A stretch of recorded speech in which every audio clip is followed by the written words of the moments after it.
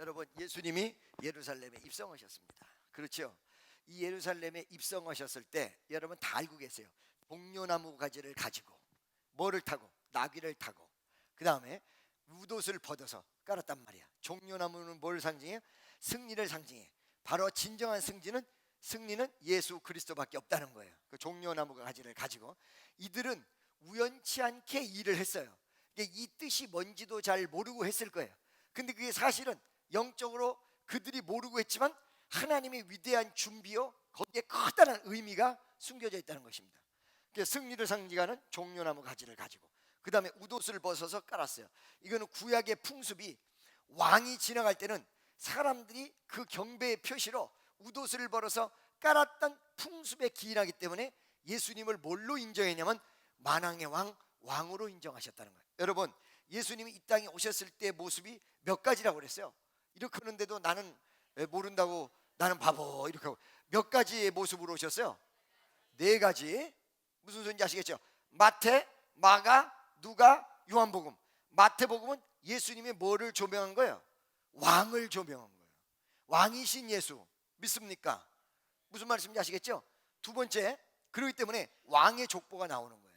믿음의 왕의 족보가. 그 다음에 마가복음은 뭐예요? 종의 모습, 헌신, 그 다음에 자기 자신을 희생시킨 모습. 같은 사건이라도 여기서 조명한 것과 저기서 조명한 것이 다르단 말이에요. 왕의 차원에서 보는 것과 그 다음에 종의 차원에서 보는 것과 다르단 말이에요.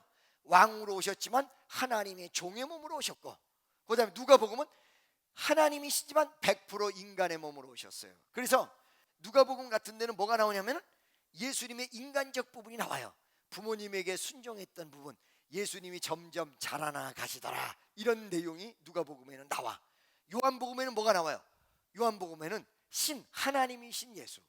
그래서 인간인 예수, 하나님인 예수, 왕이신 예수, 종이신 예수, 이 4가지의 모습으로 오셔서 예수님을 정확히 알 수 있다는 거예요.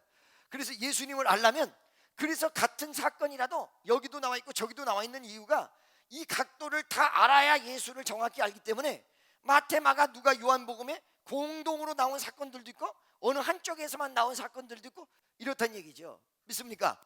마태복음 21장에 예수님께서 예루살렘에 입성하십니다. 그러면 그 예루살렘에 입성하셨을 때 무엇을 강조했다고 그랬어요? 무엇을 강조할까요? 왕. 그렇죠? 그러니까 종려나무 가지를 깔고 웃옷을 벗어서 깔고 나귀를 타고 입성하시고, 이런 게 아주 굉장히 강조돼 있어. 근데 요한복음은 왕이신 예수를 강조한 게 아니라 어떤 예수를 강조해요? 하나님이신 예수를 강조한 거야. 그러다 보니까 이런 종려나무 가지를 가졌고 나귀를 타고 오시고 이런 내용을 자세하게 설명하지 않고 이런 부분은 슬쩍 넘어가시고 예수 그리스도의 위대한 신적인 모습을 강조하셨다는 거예요. 요한복음에. 믿어지십니까? 할렐루야. 그래서 요한복음 오늘 이 본문 말씀 첫 절을 한번 읽어보도록 하겠습니다. 다 같이 시작. 예루살렘에 오신다는 걸 듣고 2절, 13절. 종려나무 가지를 가지러 맞으러 나가 외치되 호산나 찬송하려다 주의 이름으로 오시는 이곳 이스라엘의 왕이시여 하더라. 자, 왕을 강조하기로 했지만 여기서는 무엇을, 왕이라는 말만 썼지 하나님의 이름으로, 주의 이름으로 오셨다라는 것을 얘기하기 때문에 신적인 차원을 강조하면서 14절 한번 보겠어요. 예수는 한 어린 나귀를 만나서 타시고 15절, 이는 기록된 바 시온 따라 두려워 말라 보라 너희 왕이 나귀 새끼를 타고 오신다함과 같더라. 요만큼으로 살짝 얘기만 짚고 넘어갔다는 거예요. 16절, 제자들이 처음 이 일을 깨닫지 못하였다가 예수께서 영광을 얻으신 후에야 이것을 예수께 대하여 기록된 것임과 사람들이 예수께 이같이 한 것인 줄을 생각나더라. 이 부분은 마태복음에 안 나오는 부분이란 말이에요. 무슨 말씀인지 아시겠어요? 무엇을 강조했어요? 예수님이 이런 일이 있었는데 예수님이 이런 일이 왜 일어났는지 예수님 제자들도 처음에 모르다가 어떻게 됐어요?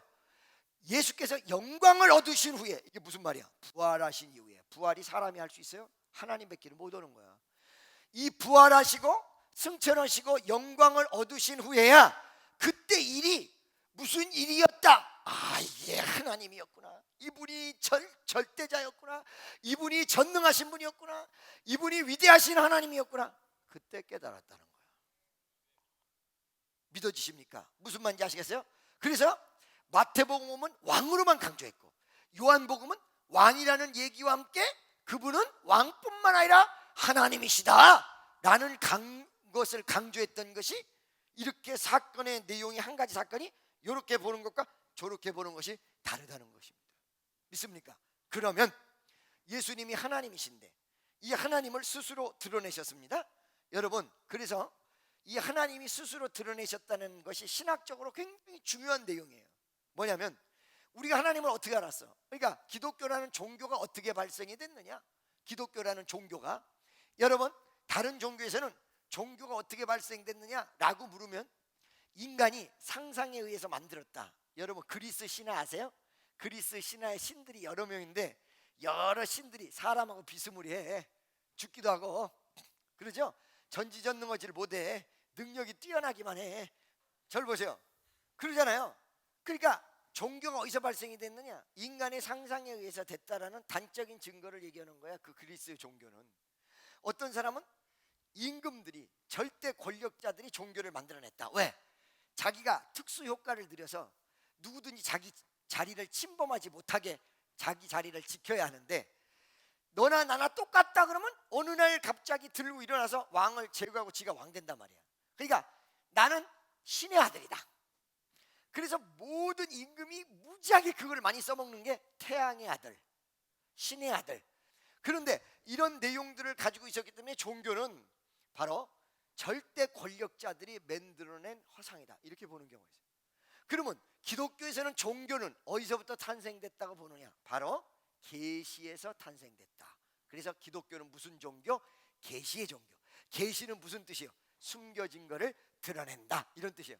그러니까 하나님이, 기독교의 발상은 자기 자신을 나는 나다, I am God, 나는 스스로 있는 자다 라고 하면서 자기의, 인간들이 모르고 숨겨졌던 부분을 하나님이 자기 자신을 계시로 드러내시면서 생겨난 것이 기독교예요. 그래서 어떻게 되죠? 태초에 하나님이 천지를 창조하시니라. 여기서부터 성경이 시작이야. 할렐루야. 하나님이 천지 창조를 계시하셨어. 누구에게? 모세에게. 모세에게 썼던 것이 뭐야? 모세오경이야. 뭐야 모세오경? 창세기, 출애굽기, 레위기, 민수기, 신명기, 모세오경. 믿습니까? 할렐루야. 무슨 소리인지 아시겠죠? 바로 이것이 하나님이 자기 자신을 계시하고 드러나셨다. 그러니까 우리가 하나님을 어떻게 아느냐? 우리가 공부해서 하는 것이 아니라 하나님이 자기를 계시로 우리한테 드러내 주셔야 알 수가 있어요. 그러니까 아무리 성경을 공부해도 하나님이 우리에게 자기 자신을 계시해 주시지 아니하시면 모른다. 어느 날 여러분, 예수님 그 왜 눈 덮인 길거리에서 예수님 사진을 찍었는데 그림자 같은 게 이렇게 있어가지고 예수님 사진이라고 그러는데 어떤 사람 보는 사람 있고 못 보는 사람 있잖아요. 보려고 애를 써도 이게 무슨 사람 얼굴이라고 자꾸 그래. 아무리 보려고 애를 써도 안 보여. 근데 어느 순간 딱 보냐, 보여. 엄마, 예수님이 이렇게 하고 계시네. 할렐루야. 봐도 몰라. 그죠? 보여줘야만 알아. 성경을 본다고 해서 아는 게 아니야. 성경을 볼 때 성령이 역사하셔서 하나님을 계시해 주시고 깨닫게 하시기 전에는 몰라. 그래서 기독교는 뭐야? 계시의 종교야. 이런 내용을 그대로 기도한 사람이 있어요. 누군지 아세요? 엘리야예요. 엘리야가 하늘에서 불덩어리 떨어뜨릴 때 뭐라고 기도합니까? 세 가지 기도를 해요. 첫째, 하나님, 이 모든 역사가 하나님 뜻대로 되어짐을 보여주시고, 이 부족한 종 엘리야가 하나님 종됨을 하나님이 보여주시고, 그러니까 하나님의 종도 하나님이 증명해야지 박사학위 몇 개 있다고 해서 되는 게 아니야. 믿습니까? 그러니까 엘리야도 뭐라고 기도했어요? 그 어마어마한 민족의 지도자였던 엘리야가 하나님, 저들 앞에서, 저 우상 숭배자들 앞에서 내가 하나님 종임을 보여주옵소서. 근데 이 두 가지 기도보다 더 확실한 기도가 맨 앞에 나와. 하늘에서 불이 떨어져야 되는데 실존하시는 하나님이 스스로 하나님됨을 이 자리에서 보여주옵소서. 우리가 못 보여준다 이거야. 하나님 살아있으면 우리가 못 보여줘. 보여줄 수가 없어. 그러니까 우리를 통해서 살아계신 하나님을 보여주시옵소서. 믿습니까? 자, 그러니까 하나님의 계시에 의해서 알게 된다 이거야. 무슨 소리인지 알겠습니까? 아멘이죠. 자기 스스로가 자기 자신을 증명해 주셔야 되는데 이 증명했던 내용들을 바라보니까 위대하신 하나님이요 전지전능하신 아버지다. 그때 예루살렘에 입성하신 그분이 성령에 의해서 조명을 받고 예수님이 부활하셨다는 이 위대한 사건을 우리가 증명하면서 깨달은 게 왔는데, 어떤 게? 그분은 진짜 왕이시요 진짜 하나님이시요 진짜 전능하신 분이다. 이거를 제자들이 깨달았다는 거예요. 그죠? 잘 들으세요 여러분. 그러면 이 메시아적 사역, 이 종려나무 가지를 가지고 깔고 뭇옷을 벗고 예루살렘에 입성하시고 이 모든 하나님의 예수 그리스도의 위대한 사역의 역사 속에서 그 사역을 위해서 사용된 사람들이 있어요. 사용되어진다는 것이 어느 정도 중요한가를 여러분들이 아셔야 돼요. 사용되어진다라는 내용을. 자, 사용되어진다라는 내용과 그냥 앉아서 은혜 받는 내용이 어떻게 틀리냐? 요한복음 2장에 보니까 여러분 가나 혼인잔치에 항아리 6개에 완전히 가나 혼인잔치의 포도주가 다 비었습니다. 그죠? 포도주가 다 비었어요. 이 포도주가 비었을 때 예수님께서 이 포도주를, 이 물을 포도주로 변화시키는 위대한 역사를 일으킬 적에 거기에 있던 종들이 있어요. 종들에게 항아리 아구까지 물을 채우라 그런단 말이야. 그러니까 이때까지만 해도 뭐가 뭔지 몰라. 아니 포도주가 필요한데 웬 물을 채우라 그러지? 그러나 이런 소리 하나 안 하고 순종해줬다 이게. 참 그 종들 괜찮은 종이야. 그러니까 오늘날에도 내가 이해가 안 가는 부분이 있을 때도 순종해주는 주의 종들, 순종해주는 많은 아들 딸들이 존재할 때 그 교회가 성장하는 교회, 능력 있는 교회가 돼요. 이해가 안 가도 예수님이 그렇게 얘기했단 말이에요. 근데 이 종들이 막 거기다 퍼날렸어요. 여러분 이 항아리 6개의 아구까지 물을 채운다는 게 결코 쉬운 일이 아니에요. 그러니까 많은 사람들이 그 종들이 항아리 6개의 아구까지 물을 채워라 이 말을 듣고 그냥 옆에 있는 하인들이 순종했다 이렇게 생각하는데, 여기 있는 물을 여기다가 옮기는 것 같으면 이해가 안 가도 그냥 이렇게 옮기고 순종을 할 거야. 근데 이 종들이 순종한 걸 왜 이렇게 제가 높이 평가하느냐? 여러분이 그때 당시에 팔레스타인의 썰컴스턴 환경적 요인을 몰라서 그렇다는 거예요. 할렐루야. 언젠가 제가 말씀드렸죠. 예수님이 광야에서 40일 금식을 하셨다. 그런데 우리가 생각하는 40일 금식을 생각하면 큰 오산이다, 난리 난다 이거. 예수님의 금식은 어떤 금식이냐? 잘 들으세요. 성지순례를 가잖아요. 가면 그 예수님이 그 40일 금식하셨던 곳을 돌아다닐 때 안내자들이 반드시 거기 광야 들어가기 전에 수통을 이만한 거를 준비해서 물을 가득 담아가라 그럽니다. 알겠습니까? 왜? 날씨 기후 조건 때문에 물을 목이 안 말라도 계속 먹어주면서 돌아다녀야지. 그렇지 않으면 목이 안 마르다고 해서 탈수가 안 되는 게 아니에요. 바로 탈수해서 쓰러져 버려요. 그래서 성지순례를 그래서 가봐야 돼요. 물병을 이만한 거를 다 옆에다 차고 다녀요. 그리고 한나절에 1시간도 거기를 돌아다닐 수가 없어요. 그 기후 조건에서 예수님이 40일을 금식해요. 알겠습니까? 단순하게 성경에 나온 내용을 이렇게 보면 기후 조건은 안 나오니까 잘 몰라서들 여러분들이 금식하는 것 같이 금식하셨다고 생각하는데 천만의 말씀.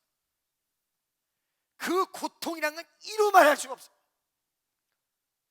인생을 구원하기 위해서, 인류를 구원하기 위해서 그 고통을 다 감수했다. 아멘이죠? 믿습니까?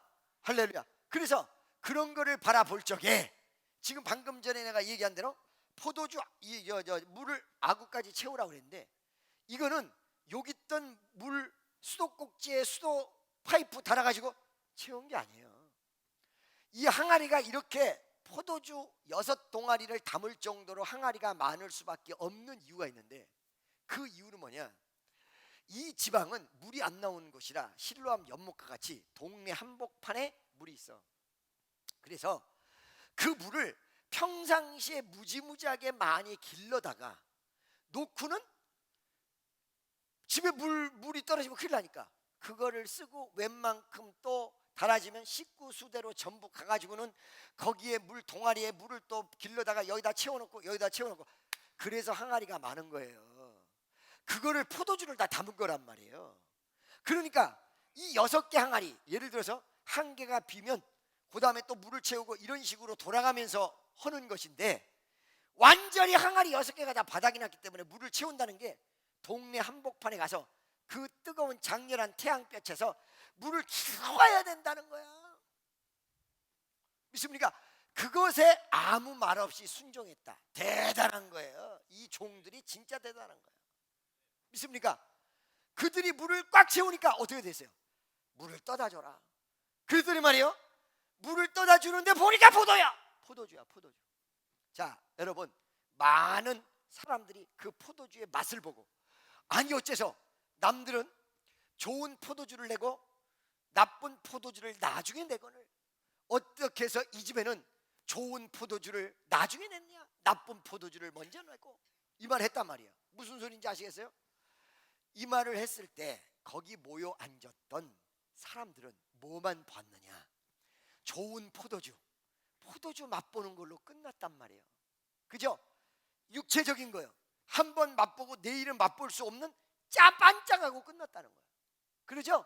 그런데 이 종들은 물을 길러다가 그 항아리를 채우는 수고를, 엄청난 십자가를 걸머지기는 애쓰나 물이 포도주로 바뀌는 위대한 역사를 눈으로 봤고, 어떻게 해야 기적이 일어난다는 비결을 알았고, 하나님의 위대한 역사가 물을 포도주로 바꿀 수 있는 전지전능성이라는, 마치 그 가슴 속에 돈으로 살 수 없는 위대한 은혜와 그리고 믿음을 소유하는 종들로 바뀌었다는 거예요. 그래서 하나님 앞에 쓰임 받는다는 것은 바로 그 종들의 모습이에요. 쓰임 받을 때는 어느 순간에 내가 수고하고 나의 모든 것을 다 바치고 다 털어놔야 될 때도 있어.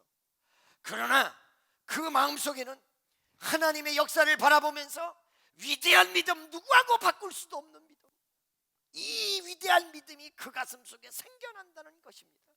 이 사람은 사하라 사막에 내놔도 살고, 지금 주의 일을 해서 그렇지 자기 개인 일을 이런 믿음에 적용을 시켜서 하게 된다면 아마 재벌이 탄생될 수도 있고, 이거는 뭐 상상할 수 없는 위대한 파워.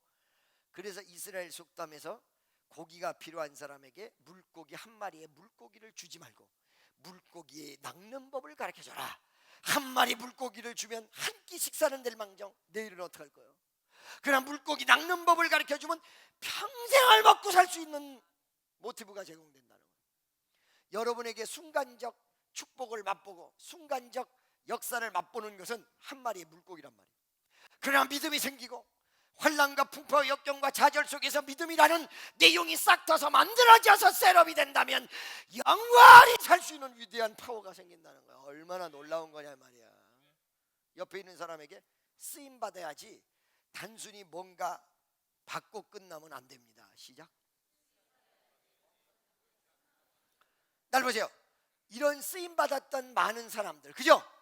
이 쓰임 받았던 많은 사람들을 통해서 예수님께서 예루살렘에 입성하시고 하나님이란 사실을 드러내시고 모든 사람을 깨닫게 하시고 성령이 운행하시고 이 쓰임받는 사람의 내용. 그래서 나는 오늘 사실은 예수님이 예루살렘에 입성한 것을 목표로 놓고 한 것이 아니라 여기 오늘 말씀과 같이 그걸 깨닫고 쓰임받은 사람이라는 내용을 목표로 해서 여러분에게 말씀 전하고자 합니다. 여기까지 서론이야. 할렐루야. 이제 본론으로 들어가야 해요. 아시겠죠? 그러면 이렇게 예수님이 예루살렘에 입성을 하시고 이랬던 모든 내용 속에 어떤 사람들이 쓰임 받았냐, 어떤 사람을 하나님이 사용했냐, 쓰임 받을 때 어떤 모습이었냐, 이런 내용을 우리가 좀 본론적으로 한번 살펴보자요. 첫째, 여러분 여기서 분명히 봤더니 제자들이 오늘 16절에 제자들은 처음에 이를 깨닫지 못했더라. 봐도 깨닫지 못하던 모습 속에서 하나님이 100% 사용하셨던 것이 아니라 이때는 연습을 많이 시키고 그 다음에 어떤 훈련을 시켰고, 진짜 하나님이 이런 내용들을 사용했던 것이 언제냐, 예수님 따라다닐 때도 사용받은 건 사실이지만 본격적으로 사용되어진 거는요 예수님 따라다닐 때가 아니라 예수님이 부활 승천하신 이후에 사도들이 복음을 전하기 위해서 나가서 진짜 본격적으로 사용된 거란 말이에요. 무슨 말인지 알겠죠? 잘 들으세요. 이 일을 깨닫지 못하다가 예수께서 영광을 얻으신 후에야 이것들이 예수께 대하여 기록된 것임과 사람들이 예수께 이같이 한 것인 줄로 생각하더라. 첫째, 제대로 깨달은 자. 하나님의 역사와 뜻과 은혜와 역사와 섭리 말씀을 제대로 깨닫는 자를 사용하시도록 되어 있어요. 믿습니까? 두 번째, 어떤 사람을 사용하느냐. 이 깨달음이 무엇과 연결이 되어 있냐면, 처음에 예수님이 부활했던 모습을 보여주면서 깨닫는 것이 시작이 됐어요. 그러나 진짜 가슴속에 깨달음이 세팅된 것은 오순절 마가의 다락방 사도행전 2장에 나타났던 것입니다. 예수님께서 부활 승천하시면서 마지막 유언적 메시지를 던져주지요. 예루살렘을 떠나지 마라. 예루살렘을 떠나지 마라. 그래서 예루살렘에 떠나지 않고 한 곳에 모여 있었습니다. 어디입니까? 마가의 다락방. 마가라는 사람이 꽤 부자였던 모양입니다. 할렐루야. 여러분, 누가는 의사였습니다. 그렇죠? 마가라는 사람은 꽤 부자였던 모양이에요. 다락방이 있었어요. 그럼 왜 이런 다락방이 있었느냐? 유대인들 풍습 속에 보면 아래층에는 집을 사용하고 위에 말이요 다락방 같은 걸 만들어서 창문을 열고 무릎을 꿇고 예루살렘을 향하여 기도하는 기도방을 만들어 놓고 있습니다. 여러분, 집 좋은 데 이사 가십니까? 집 좋은 데 가기 원하는 분 한번 손 들어보세요. 나는 집 좋은 집 지니고 살고 싶다. 손 들어보세요. 지금 안 사는 사람들은 5평짜리 전부 아파트로 이사 가야 해. 아멘이죠. 여러분들이 집 좋은 데 가서 정말 살기를 원하시면 오늘 당장 가셔서 집에다가 기도방을 만드세요. 믿습니까? 내가 뭐예요? 지금 구역장들에게도 계속 주입을 하는데, 기도하는 터전을 만드세요. 방이 전혀 없다 그러면 비록 부부가 쓰는 방이라도 이 방은 우리 부부가 쓰지만 우리는 이 방을 기도방으로 하나님 앞에 헌신하겠습니다. 거기서 예배 드리는 모습을 갖추세요. 조만간 하나님이 멋진 집으로 역사해 줄 가능성이 큽니다. 믿습니까? 여러분 집을 예배당으로 만드시란 말이에요. 예배당으로. 할렐루야. 믿습니까? 자, 이 다락방이 있었는데 이 다락방이 120명이 들어갈 정도니까 무지하게 집이 큰 거야. 부자 아니면 있을 수 없단 말이에요. 여기서 120명들이 다 모였어요. 예수님 명령이 그때까지도 아리까리. 왜? 성령이 도대체 코가 들창코 같이 생기셨는가, 아니면 뼈쪽 코 같이 생기셨는가, 어떤 모습으로 생겼는지 전혀 모르는데 자관 기다리는 거야. 처음에 500명이 모였다가 380명이 아니 뭐 하는 짓이야 이게, 누굴 기다린다는 거야 이 다락방에서, 이렇게 하고 다 가버렸어.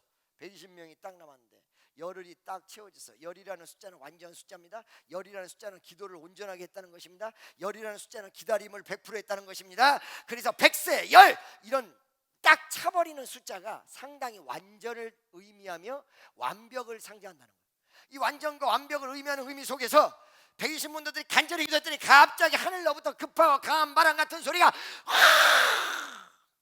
체험했어. 그러면서 어떻게 했어요? 그 성령이 요한복음에 나타난 대로 세상을 책망하시며 죄악을 책망하시고 마음의 진리로 이끄시고 역사하셔서 진정한 깨달음, 진정한 역사가 하나님의 종으로 사용될 수 있는 사람이 그때 나타났다고요. 그러니까 하나님 어떤 사람 사용하냐, 사람 많다고 사용되는 것이 아니라 깨닫는 자. 두 번째, 성령 충만한 사람을 사용하신다는 사실을 믿으시기를 예수의 이름으로 축원합니다.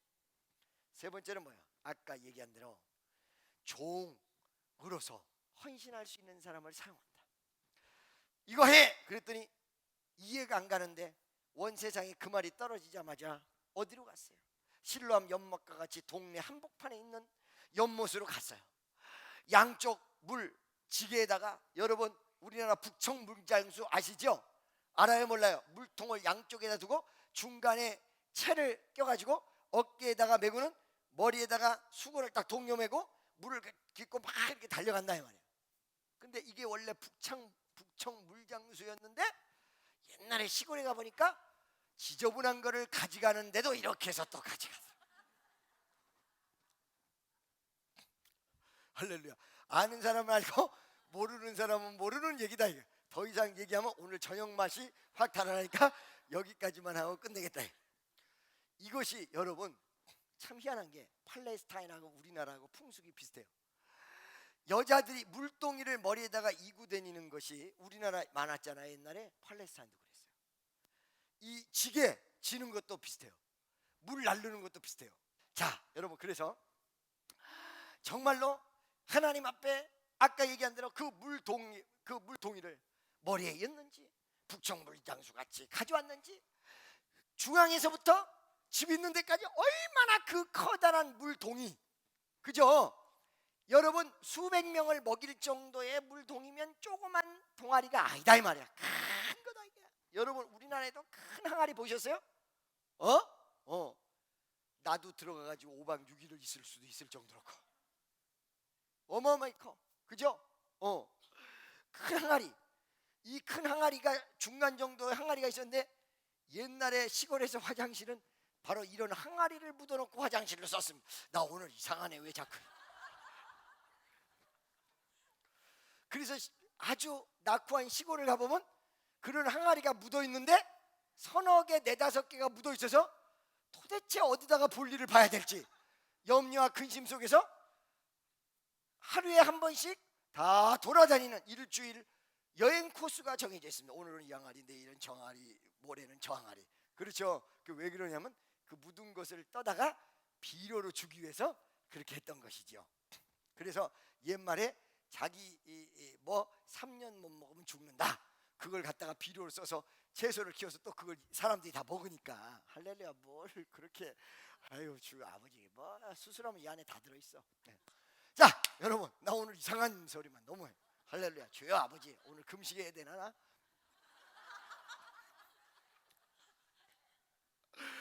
무슨 말씀인지 아시겠죠? 그 수고를 순종하면서 했다. 그 수고를 그대로 했다.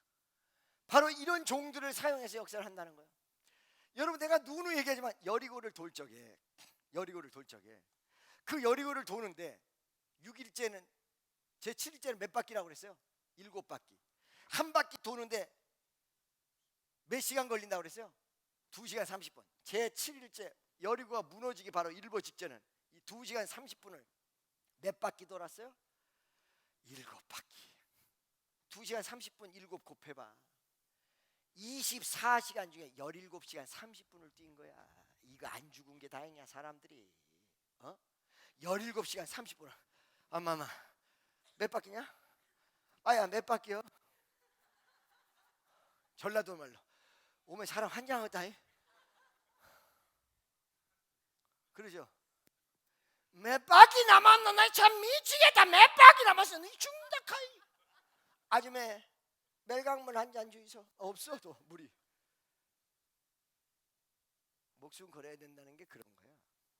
모든 거를 하나님 앞에 맡기고 하나님 뜻대로 가는 게 맞아요. 그리고 하나님 뜻대로 가면 내가 먼저 앞장서는 게 아니라 주님이 앞장서고 그런 게 맞아요. 맞는데 어느 순간에 열매를 기가 막히게 맺게끔 하는 순간에는 하나님이 나의 모든 것을 다 하나님 앞에 바치는 순간, 그리고 내 정열과 내 모든 것을 다 드려야 되는 순간, 헌신하는 순간, 그 십자가 아니에요. 그죠? 예수님 3년 사역 속에서 손만 대면 병든 자 다 일어났어. 그러나 진정 사역을 완성시킬 때 십자가는 어떻게 졌어요? 피와 물과 땀을 다 쏟으시고. 그러니까 이런 성도들이 헷갈린다고요. 어떻게 헷갈리냐면 열심히 노력해서 전도되다 이런 말을 듣다가 또 내려놓음 뭐 이런 책이 있어요. 그 다음에 또 책이 나왔어요. 다 내려놓음 가지고 안 됐던 모양이야. 그 다음에 책이 다 내려놓음. 하나님 앞에 다 내려놓으라는 거지. 다 맞는 말이야. 그런데 내려놓음이라는 책을 쓰는 사람은 열심히 자기를 헌신해서 가는 사람들이 좋다고 하면서도 힘들어하는 꼴을 보고는 저렇게 주의라는 거 아닌데 이런단 말이지. 그게 다 일장일단을 몰라서 하는 소리예요. 알겠습니까? 어느 순간에 순풍에 돛달듯이 내 몸을 다 맡기고 가야 돼요. 그러나 우리가 날마다 성령 충만한 게 아니기 때문에 성령 충만할 때는 내 몸을 다 맡기고 가고 내 생명을 맡기고 가도 편해. 근데 성령 충만이 똑 떨어질 때는 인간 생각이 들어오면서 하기 때문에 굉장히 불편할 때도 있어. 그렇지만 어느 순간에 성령 충만하든 못하든 간에 역사가 이루어지기 위해서 모든 것을 하나님 앞에 드리고 내 생명까지도 드리는 듯한 순간이 한 번쯤 온다는 거예요. 그래서 여러분, 이삭이 목숨을 바치고 그 다음부터 평안했다, 이 내용을 여러분들이 아셔야 돼요. 다 맞게 내려놓음, 이것도 다 중요하지만 이 내용 속의 복합적 관계를 여러분들이 아셔야 된다는 거예요. 무슨 말씀인지 알고 계십니까? 할렐루야. 자, 여러분, 7바퀴를 도는데 얼마나 힘들었겠습니까? 그러나 하나님의 메시지를 딱 믿고 하나님의 능력을 받아서 7바퀴를 딱 도니까 마지막에 외쳐라 그런다 이거야. 여러분, 왜 외치라고 그래? 그 전까지는 입 다물라고 해놓고. 이 입술의 권세가 누구에게 주어지는 줄 알아요? 하나님 뜻대로 순종하고 하나님의 역사를 믿는 사람에게 주어지는 거야. 그러니까 이거를 돌지 않았던 사람이 여리고야 무너져라 해봐야 소용이 없는 거야. 믿습니까? 아니, 그렇게 해서 무너질 것 같으면 뭐하러 돌아? 여러분 잘 보세요. 그래서 정말로 믿음 있는 사람, 그렇죠? 7바퀴를 여러분 그 장렬한 태양볕에서도 고생하는데 죽질 않아. 하나님이 나 살리고 책임져 주니까. 그잖아요. 하루에 한 바퀴씩 돌았어. 제 7일째 7바퀴 돌았어. 정말 힘들 거야. 나 그만 좀 해야. 나 이제 그만했으면 좋겠어. 나만 장군 보고 엘리사가 나와서, 엘리사, 나만 성이 뭐야? 나. 미스타나. 엘리사 사환이 나와죠. 요단 강물에 7번 목욕하세요. 응? 목욕하세요. 목욕하라고 그러는데 딱 가서 보니까 물이 썩은 물이야. 아니, 하나님이 응답을 하시고 병 고쳐주시고 축복하신다는 그 물이 썩은 물이야. 그러니까 나아만이 뭐라 그럽니까? 열왕기하 5장 11절에 화딱지를 이따만큼 내면서 뭐라 그럽니까? 아니, 우리나라의 강물은 목욕할 강물이 없어서, 목욕할 강물이 없어서 그래 나 여기까지 와서 여기서 목욕하라고 이 썩은 물에 날 여기까지 불렀냐? 보니까 자기를 치료할 물같이 안 보이는 거예요. 여기에 뭐가 필요한 거예요? 하나님에 대한 신뢰가. 난 오늘도 어제도 계속 그런 감동이 오는데, 하나님이 나에게, 여러분 잘 모르지만 축복을 해줬어요. 축복을 해줬는데 거기서 돈이 팡팡 나와야 되는데 나중에 어마어마하게 나오게끔 딱 만들어졌는데 더 들어가도록 만들어. 주여 어떻게 하면 좋아요? 어떻게 하면 좋아요? 그런데 딱 마음속에, 너 이거를 내가 엮어준 거, 내가 이거를 붙여준 거 너 신뢰 안 하냐? 신뢰 안 하냐? 할렐루야. 눈을 볼 때는 어떡하지? 이런 순간이 드는데 너 나를 신뢰 안 하냐? 100%. 무슨 말씀인지 아시겠습니까? 무슨 말인지 아시겠습니까? 순종은 그런 것입니다, 여러분. 물을 길러라. 포도주 떨어진 것과 물이 무슨 관계인데 물을 길러 오려고 하느냐? 만약에 이 종도 이렇게 하고 반발을 하고 순종하지 못했으면 못했다. 그리고 또 우리는 힘 닿는 데까지만 할게요. 그래가지고는 물을 길러 오기는 오는데 항아리 밑바닥에 찰랑찰랑 차들어. 이제 힘 빠져서 안 돼요. 차야 되는데, 차야 돼. 7바퀴를 돌아야 돼. 그래서 순종을 100% 하는 사람이 많을 수 없다는 것입니다. 믿어지십니까? 여러분을 순종하는 여러분 되시기를 예수의 이름으로 간절히 축원합니다. 자, 여러분 보세요. 오늘 본 말씀으로 돌아가면 이 종려나무가 가지를 가지고 예루살렘에 입성하는 그 순간에 많은 사람들이 있었습니다. 그리고 예수님의 그 위대한 사역 속에서 순종하며 따라갔던 사람들이 있었습니다. 순종한 사람 몇 사람을 예를 들어 봅시다. 첫 번째, 이 사건 전에 어떤 일이 있었느냐? 12장에 바로 마리아가 옥합을 깨트린 사건이 있었습니다. 옥합을 깨트린 사건이 있었습니다.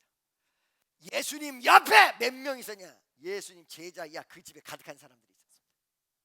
그 많은 사람들이 있었잖아요. 그죠? 수제자 베드로, 배시, 할렐루야.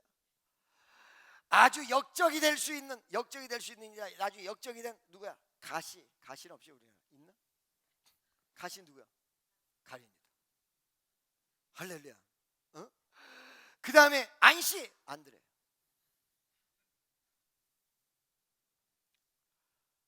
이런 사람들이 다 있었는데, 이 사람들이 다 믿음의 사람들이라고 하는데, 그 예수님 바로 돌아가심을, 장사를 준비하는 이 옥합을 깨트리는 사건은 이 여인에게 일어났어요. 베드로도 아니고. 왜 그랬을까요? 왜 그 역사가 일어났을까요? 이 여인을 통해 예수를 영원하게 하고 예수 그리스도의 위대한 역사를 완성시킵니다. 놀라운 역사입니다. 이런 사람을 사용했습니다. 이 여인, 바로 이 여인은 어떤 여인이에요? 자기 어머니가 재산으로 남겨준, 그리고 이 여인의 마지막 재산일 수밖에 없었던 이거를 예수님 앞에 옥합으로 탁 깨트릴 수 있는 여인이야. 딴 사람들은 왜 못하느냐? 이거 얼마짜리? 응? 현실 얼마짜리? 주변 이런 거 바라보는 사람. 이 여인은 오직 누구만 봤어요? 예수만 봤어요. 그 예수 앞에 이까짓 거, 내 일평생 가장 비싼 거지만 이거 하나 들여서 예수님을 영화롭게 한다. 이까짓 하나도 안 아까워. 예수님만 봐. 하나님의 위대한 역사만 보는 거야. 하나님의 뜻만 보는 거야. 하나님의 기적만 보는 거야. 믿습니까? 이 여인이 예수님 앞에 나와서 깨트렸어요. 자, 여러분 보세요. 그러면 이 깨트린 내용을 세 가지로 구분해서 보면, 첫째, 예수님 제자들이 많았어요. 그죠? 제자들이 많았어. 여러분 주일 하고 싶은 생각 있으시죠? 한번 물어봐. 옆에 있는 사람한테 주일 하고 싶으시죠? 한번 물어봐. 그런데 모든 사람이 다 하고 싶다고 하면 그래. 가난한 사람 돕고 싶죠? 그러면 다 돕고 싶다고 그래. 그러죠?